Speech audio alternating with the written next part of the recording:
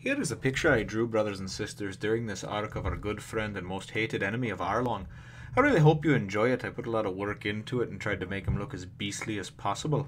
If you like this and more, remember to follow me on all the social networks.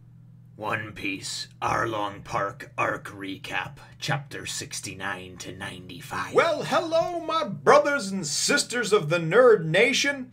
I, as always, am Jim, here to bring you another arc recap, and this one has been probably overdue now for at least a couple of weeks. I try to stay on top of them, but this is the one for the famed Arlong Park Arc. It certainly is debatable. I mean, everybody has different opinions, but from everything I've heard, and granted, I am not that far into the story, just approaching Alabasta now, but from everything I have seen and heard from all of you, it is hailed as one of the best arcs out there. So it's one of the longer ones. It's almost 30 chapters, and really just the kind of brief synopsis and rundown of it is Nami left the crew, left the Straw Hats, and betrayed them during the Baratier arc, and took off. Luffy wound up sending a pretty messed up Zoro from his battle with Mihawk, as well as Yosaku and Johnny after her. And Usopp too, I believe, as well. So that they wound up going after her. Now, we wind up at the end of the Baratier arc. Of course, Luffy has gotten Sanji to join, and they are on their way with Yosaku, who has come back to tell them, hey, we need your help. So the whole gist of what's going on is that Nami, who you think has betrayed the Straw Hats, and she has. She has. There's very good reason for it. Her town was taken over 8 years ago, 8 years prior, by Arlong and his pirates. And he's a fishman. There's a lot of, I guess you would say, undertones of racism in this particular arc because, that the fishmen believe that they're better than humans, and especially Arlong. It's real like, if a human touches us, we're just going to annihilate all of you because you're just scum. So there's a lot of that going on in there, but the basic breakdown of it is that Luffy and company need to come to Arlong Park, defeat Arlong, and ultimately free Nami.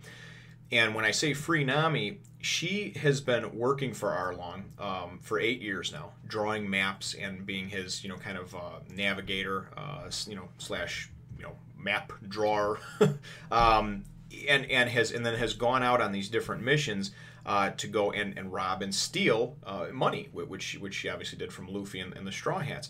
She's doing this, and then she comes back and she buries the money in her with her now dead stepmother Belle-Mere's tangerine orchard, and she's saving because once she gets 100 million berries, Arlong has promised that she can buy her village back from her. Her village is they have to pay a tribute, every month to Arlong and his pirates.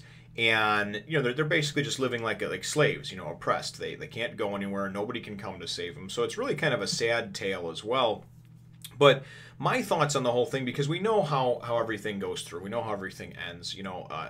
Ultimately, Nami is very, very pig-headed and does not want any help, does not want anything. Finally, after she's screwed over by Arlong goes and pays off a Navy captain to go, a naval captain to go and basically gives like this report that this thief has stolen all this money and has it buried somewhere, and they come and they steal her money, and he does this so he can then keep her in his service because he knows she must be getting closer. Maybe he's heard that she's gotten close to saving that 100 million, and he doesn't have any intentions of letting her go. He's not an honorable person or fishman or whatever you want to call him. But my thoughts on the whole thing is that there's a few different things that were really cool that I enjoyed. First of all, I liked Momu. I liked him. I thought it was kind of cool having this giant cow sea beast.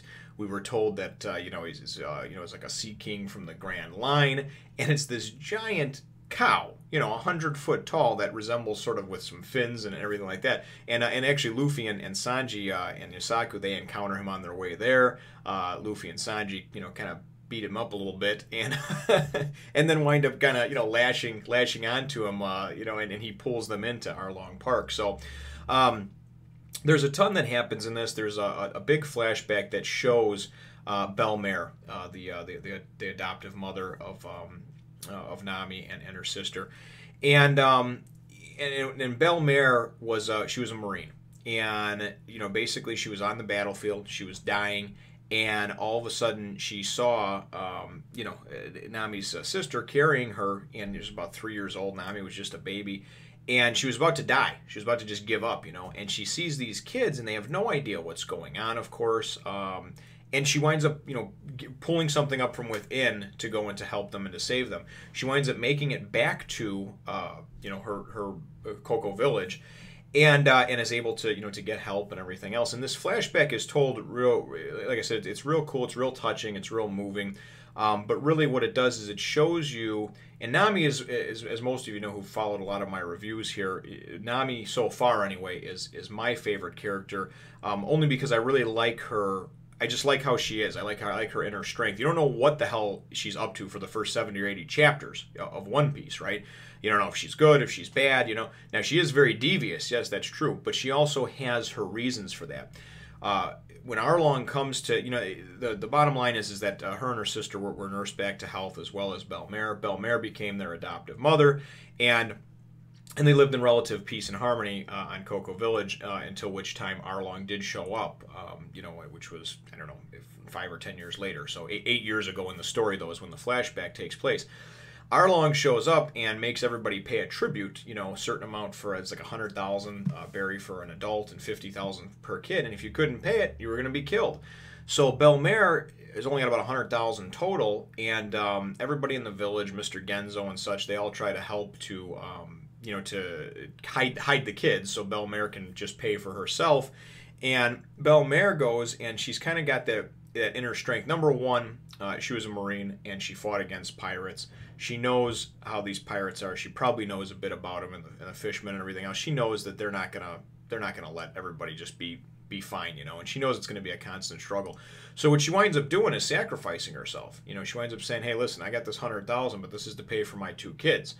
And and you just got to promise not to hurt him. And Arlong's like, "No, I won't, but you got to go quietly." And really, it's one of the only, or probably the only, death that we've seen so far that's been permanent. That's not just been somebody injured or hurt, or that's come back from some great grievous injury. It was done. I mean, I did a silhouette picture of it as well. Arlong just pulled the gun out and shot her in the face. And one of the things that Belle-Mere imparted on Nami and her sister was, listen, you got to be happy, live free, just keep smiling.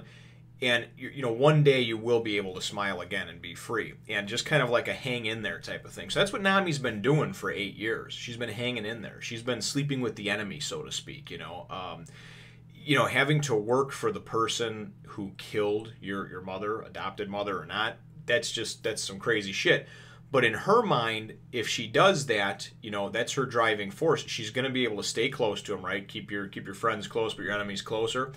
So she's going to be able to make sure that he doesn't go back on his word or do anything crazy and have some kind of influence over what happens, and hopefully. But in the process, the whole village doesn't talk to her. She's kind of ostracized by everybody. So it really is a very, very good arc, because there is a turning point, and one of the most emotional parts for me, and I also watched the episode, the Tears of a Navigator, you dummy. Navigator, Tale of a Navigator, the 2-hour special, the Nami special.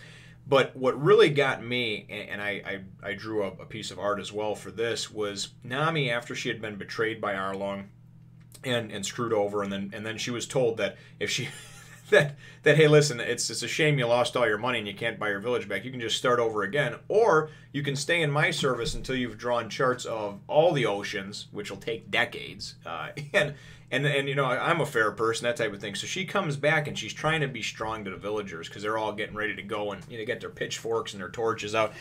And she goes and says, "No, please, just don't do anything and this and that, They wind up going and pushing right past her. Screw this, man. They're done. 8 years of this bullshit, that they're leaving. They're on their way.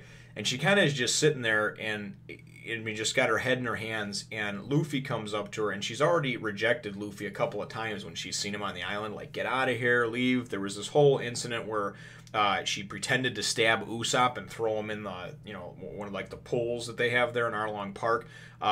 And she did it basically, she stabbed herself in the hand, but made it look like she nailed him and killed him. So for a couple of chapters, we thought Usopp was that, and it was all to keep up this guise that she had, to Arlong, that she was actually with him. And then he winds up stabbing her in the back. But this particular moment for me was the turning point, and it was really, really nice and touching, because Luffy goes, and after he's been rejected a couple times over the previous chapters or whatever since he had been on there, he's real stubborn. We know that, but he knows that she needs his help, and he comes up, and it's kind of cute because she all of a sudden just goes and she starts just bawling, right? And this is after she goes and just like pushing away at him, get out of here, I told you to leave. And she just starts bawling up, and she's just like, help me, And there's tears just running down her face. And you can tell, I mean, there's, snot coming out of her nose and everything. I mean, she's just a bubbling full at that point. But she doesn't have anything else. She hasn't broken down and cried in 8 years. She's been strong. She's seen all these horrible things that Arlong's done. And she's worked for the guy too, right? And it really is kind of touching, because Luffy, who we know his straw hat means so much to him, it's such a treasure of his. He grabs the straw hat and he goes and he just places it on her and tells her, it's okay, no problem, we'll help, And then he goes and he grabs his guys over there. He grabs Usopp and Zoro and Sanji, and let's go kick some ass type of thing. So that to me was cool. That was one of the best parts of this whole arc, And my thoughts as far as how things have gone up until this, a lot of people talk about how, well, this is when One Piece really started right around this time, or when they got to the Grand Line, that sort of thing. And for me, because I know that there's so much more to come, maybe I have a little bit of a different jaded perspective. But my perspective coming into this as a newcomer is any good story that is going to last for 14, 15 years, and that's just up until now. It might, who knows how long it's going to go on, another 5, 10, 15, I don't know. But anything that's made it that far hasn't made it that far because there was a bunch of fluff and it wasn't a good story. What Oda did, is he took the first, 80 to 100 chapters there, and he built that crew. He built everybody up. He gave some backstory to all of them and fleshed them out. And some people back 15 years ago when they were reading it and they had to wait every week for it to come out may have thought, well, this is kind of slow, And I don't have a lot of experience with manga to begin with, so it's hard for me to go and compare it to many other series out there. But I am an avid reader and of comic books, novels, everything like that. So the basis for any good story is of course having that character development. That's what you see in good movies, shows, everything else. It can be, the special effects don't have to be the best, but if there's good character development, you care about, you like the characters, and that's what happened. And in this one, you really, you cared about the characters. You cared about Nami. You saw the resolve of Luffy and what he would do. And I mean, just the fights and everything that squared off were great. This was Usopp's kind of, it was his first chance to shine. He was able to take out, oh God, what was his name now? Was it Smek? I don't know, he always goes Smek. I forget the name of the guy over there, but he's able to. It's a starfish guy that can shoot that can spray the water at him with the big ass lips. But Usopp is able to take this guy out. He's able to rise up and take out someone who's a fishman, who's 10 times stronger than a human. So this is really kind of a coming of age tale as well for Usopp, because he had great intentions of becoming this great pirate and having these legendary stories to tell, but ultimately he's still, he's very scared in a lot of ways. So he winds up going and taking out one of Arlong's lieutenants. Sanji, against all odds, winds up taking out another one of his lieutenants. Zoro, who is still messed up beyond all belief, Fubard, as I like to say, from his battle with Mihawk, he winds up going and taking out Hachi, right?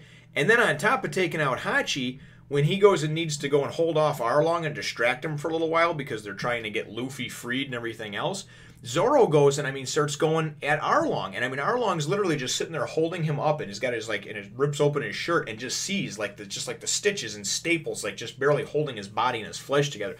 And right at that point, I was like, man, this Zoro is one bad mother,